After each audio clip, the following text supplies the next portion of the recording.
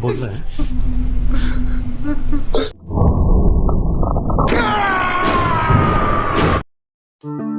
Assalamualaikum warahmatullahi wabarakatuh. Halo sahabat, bagaimana kabarnya? Semoga sahabat yang lagi menjalankan ibadah puasa dilancarkan puasanya ya, sampai nanti Idul Fitri. Amin. Baik sahabat, masih bersama saya si Cos yang masih merangkum film India yang berjudul Freddy Jinwala. Film ini menceritakan seorang dokter gigi yang culun yang balas dendam karena telah dikhianati dan dimanfaatkan oleh seorang wanita yang dicintainya. Seperti pepatah mengatakan, habis manis sepah dibuang. Lalu bagaimana ceritanya? Tanpa basa-basi dan bucat-bacot lagi, siapkan posisi, pastikan sendiri dan pasang handsfree.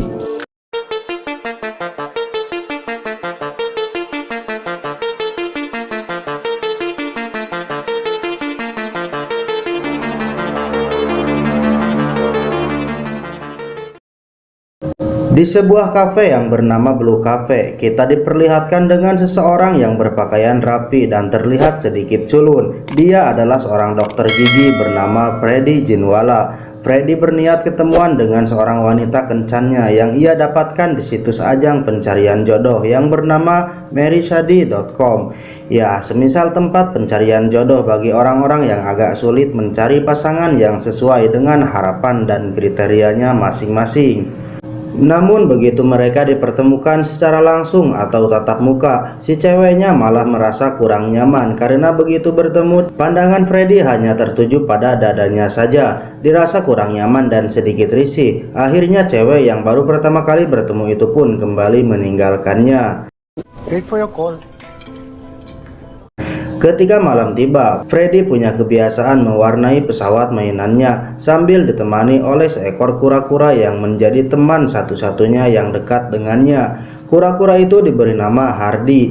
Di tengah kesibukannya itu, dia selalu ditelepon oleh bibinya yang bernama Persis, hanya untuk sekadar mengingatkan untuk segera makan, tidur dan lain sebagainya, layaknya seorang anak kecil. Dan di kesehariannya, Freddy sebagai dokter gigi, dia selalu menangani pasiennya dengan sungguh-sungguh dan penuh dengan rasa tanggung jawab. Lalu pada saat malam tiba, Freddy mendapatkan sebuah panggilan telepon dari seorang wanita yang mengaku banyak menemukan kecocokan antara profil dan biografinya di dalam situs Meryshady.com. Jelas, Freddy merasa sangat senang dan dia langsung mengatur pertemuan kembali di Blue Cafe seperti biasanya. Di keesokan harinya, Freddy dengan semangat menunggu wanita yang semalam meneleponnya. Namun sudah setengah jam lebih dari waktu yang ditentukan. Wanita yang ditunggunya itu tidak kunjung tiba. Bahkan pegawai di kafe itu pun di antara mereka ada yang merasa iba dengan Freddy yang selalu gagal dalam pertemuannya itu. Tapi seseorang dari pegawai Blue Cafe itu yang bernama Raymond, dia terlihat mengambil foto Freddy secara diam-diam. Tujuannya kita akan tahu nanti ya sob. Lanjut, hingga di suatu hari Freddy menghadiri sebuah pernikahan keponakannya. Di sana Freddy dipertemukan dengan salah seorang wanita cantik bernama Kainas Irani, yang sepertinya Kainas ini sedari tadi terus mencuri pandang pada Freddy. Jelas Freddy yang sudah lama mendambakan seorang pujaan hati itu, dia langsung kegeeran dan tanpa ragu untuk menghampiri Kainas dengan niat mengajaknya berkenalan. Namun sayang, ketika Kainas ditanya oleh Freddy tentang pandangannya tadi, ternyata Kainas tidak merasa bahwa dia sedang memandangi Freddy. Walaupun begitu, Freddy tidak putus harapan. Dia mencoba untuk terus bisa ngobrol dengan Kainas. Sayang, di tengah obrolannya itu, lalu tiba-tiba seorang laki-laki datang menghampiri Kainas. Ternyata dia adalah suami dari Kainas bernama Rustom. Rustom punya sifat cemburuan, overprotective dan agresif. Karena sifat cemburuannya yang begitu besar, lalu terjadi sedikit keributan dan Kainas dibawa menjauh dari Freddy.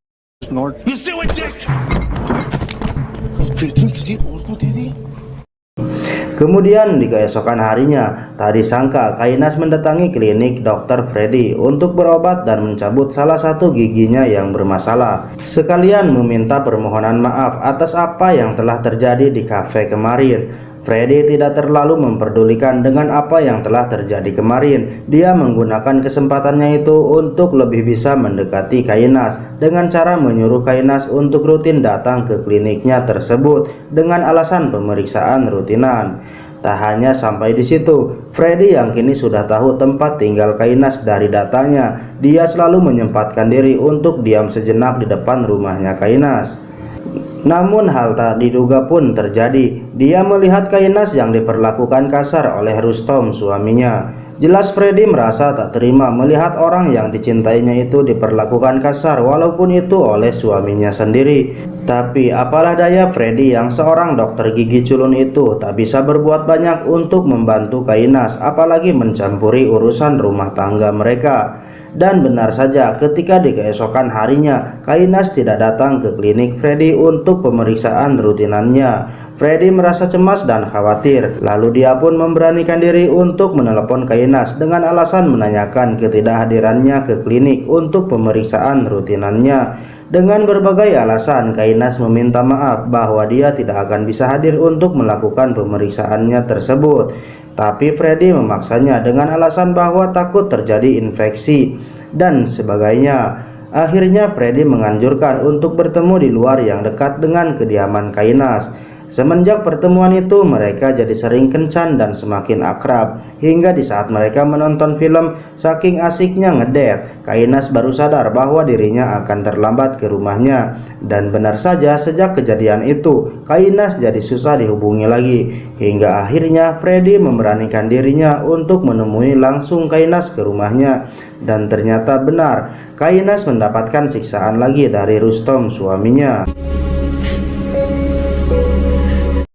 Karena terlanjur cinta, Freddy jadi kepikiran terus tentang Kainas yang menderita hidup bersama suaminya.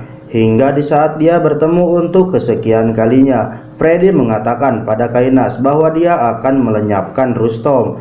Awalnya Kainas kaget dan gak menyangka atas ide Freddy yang sangat berisiko itu. Namun setelah dibujuk, akhirnya Kainas menyetujui rencana Freddy itu. Dan hebatnya, rencananya itu akan dilakukan oleh Freddy sendiri tanpa melibatkan siapapun ke dalamnya.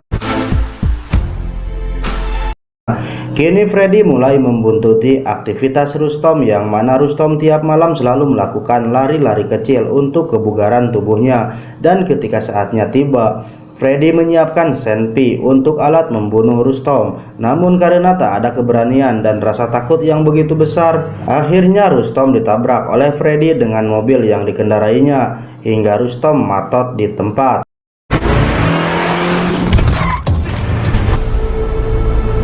Setelah misinya itu selesai, Freddy untuk sementara waktu dia pergi jauh dari tempat ia membuka praktek ke tempat singgahnya yang lain, yaitu di Garjat, demi menghindari kecurigaan polisi atau sesuatu yang lain yang akan terjadi.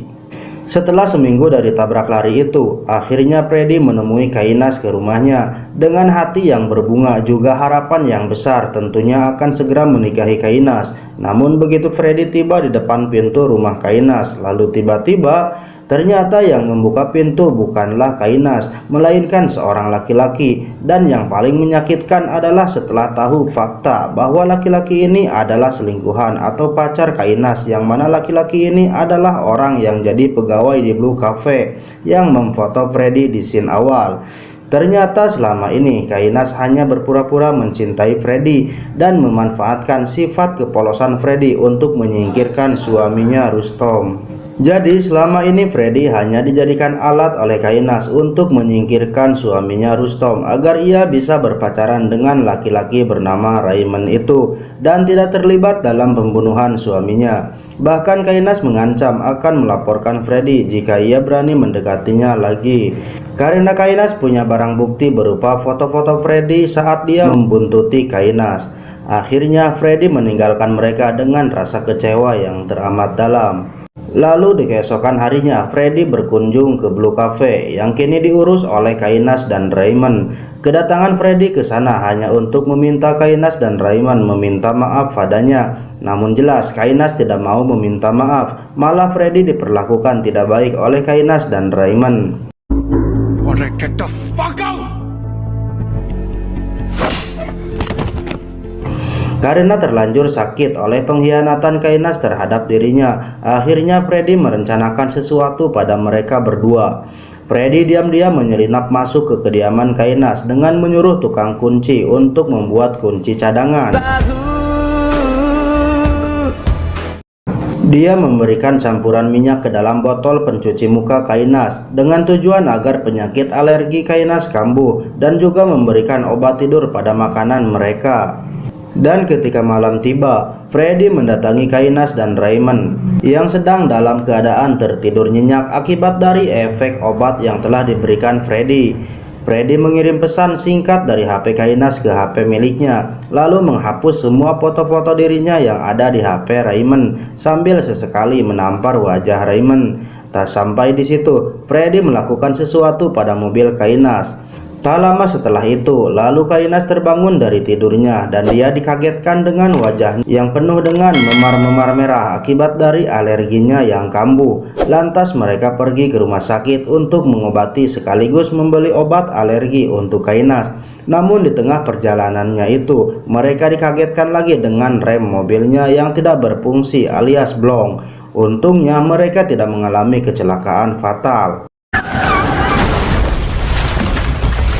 Dan di keesokan harinya, Kainas kembali dikagetkan dengan telepon dari pegawainya bahwa otoritas keamanan pangan telah menutup restorannya dikarenakan salah satu pelanggannya menemukan seekor cicak di dalam sebuah makanannya dan memviralkannya ke media sosial. Lantas Kainas dan Raymond pun langsung bergegas pergi menuju restorannya itu. Sementara itu Freddy kembali masuk ke rumah Kainas untuk merancang sebuah kejutan lagi. Dan ternyata ketika Kainas dan Raymond tengah sibuk mengurus restorannya yang kini bermasalah itu, Kainas dikagetkan kembali dengan foto surnya bersama Raymond yang diposting di FB-nya. Dengan semua kejadian yang telah menimpa dirinya ini, akhirnya Kainas sadar bahwa yang melakukan semua ini pasti Dr. Freddy dengan motif balas dendam terhadap dirinya. Kainas dan Raymond pun langsung menuju ke tempat kediaman Freddy. Begitupun Freddy yang sudah tahu akan kedatangan mereka. Dia menelepon polisi dan mempersiapkan wajahnya untuk jadi pelampiasan mereka berdua. Dan benar saja, begitu tiba di depan pintu, Raymond yang sudah dalam keadaan marah pun langsung menghajarnya.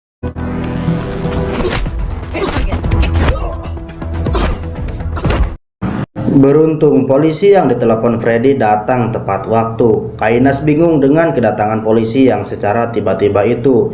Dirasa tidak ada alasan lain, akhirnya Kainas membongkar semua kasus yang menimpa suaminya Rustom. Dia mengatakan bahwa sebenarnya yang membunuh suaminya adalah Dr. Freddy. Sayangnya ketika dimintai bukti, Kainas tidak bisa memberikannya karena jelas foto-foto atau bukti yang mengarah pada Freddy telah dihapus jauh hari. Akhirnya mereka tak bisa berbuat apa-apa dan polisi pun malah berbalik arah membela Dr. Freddy.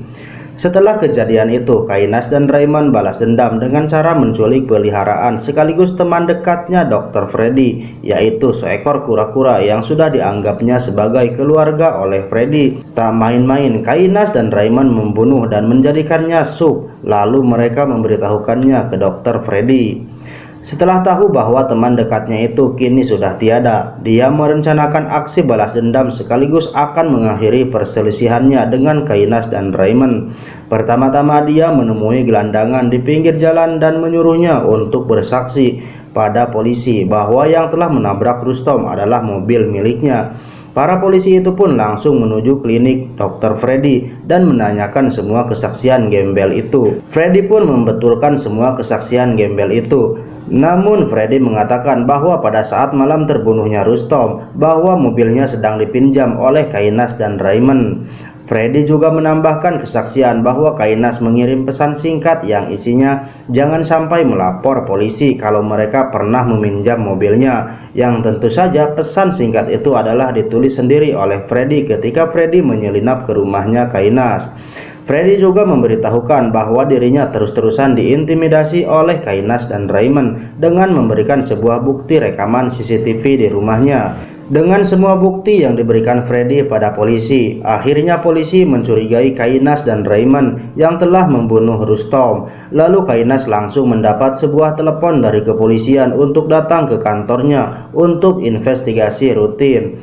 dan penjelasan tentang kasus Rustom. Tak lama kemudian disusul dengan telepon dari Freddy yang masuk dan memberitahukan bahwa Kainas dan Rayman sekarang lagi dicari oleh pihak kepolisian. Polisi juga akan lebih mempercayai Freddy karena semua bukti yang mengarah pada mereka ada di tangan Freddy. Lalu Freddy memberikan opsi pada mereka, jika mereka ingin selamat dari polisi, maka mereka harus mematuhi semua keinginan Freddy, yaitu untuk mengucapkan permintaan maaf padanya secara langsung.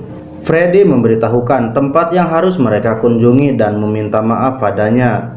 Namun Kainas dan Rayman yang sudah dibakar api benci pun mereka menyetujui permintaan Freddy dan akan datang ke tempat yang disarankan Freddy. Namun niat mereka sesungguhnya jelas bukan untuk meminta maaf, melainkan untuk mengakhiri hidup Freddy. Tapi Freddy menyuruh mereka untuk membawa koper besar dengan alasan untuk membawa barang-barang yang ia tinggalkan. Tanpa rasa curiga sedikit pun, Kainas dan Rayman menyetujui permintaan Freddy tersebut. Dan akhirnya mereka berangkat ke tempat yang sudah ditentukan oleh Freddy tersebut dengan membawa koper. Dan setelah mereka tiba di tempat yang ditentukan Freddy itu, mereka dikagetkan dengan pistol yang dibawa oleh Freddy. Sambil ketakutan dan sedikit gugup, Kainas mengajak ngobrol sambil mengalihkan perhatian Freddy untuk mendapatkan pistol itu. Hingga akhirnya pistol itu kini berada di genggaman Kainas dan langsung diarahkan ke kepala Freddy. I'm sorry. No. It is not a pain enough. Namun sayang, ternyata pistol itu tidak ada pelurunya. Awalnya Freddy tersudutkan oleh Rayman, namun dia melumpuhkannya dengan alat setruman, dan juga Kainas pun demikian.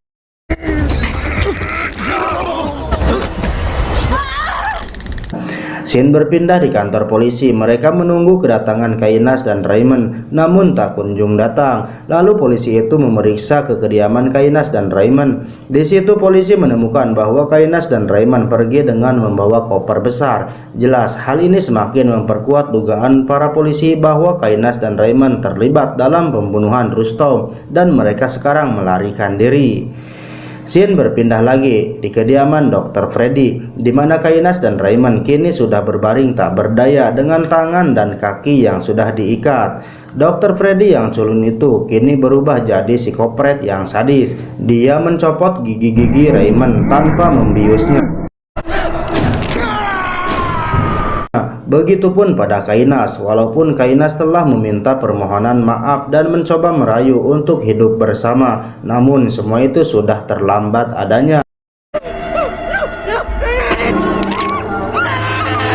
Akhirnya setelah gigi-gigi mereka dicopot, lalu Dr. Freddy mengubur hidup-hidup keduanya dan film pun selesai.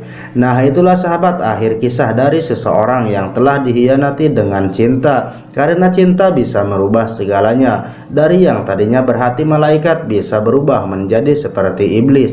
Pesan dari film ini, jangan lupa untuk berpuasa seharian penuh bagi sahabat yang menjalankannya. Saya Sicos undur diri. Wassalamualaikum warahmatullahi wabarakatuh.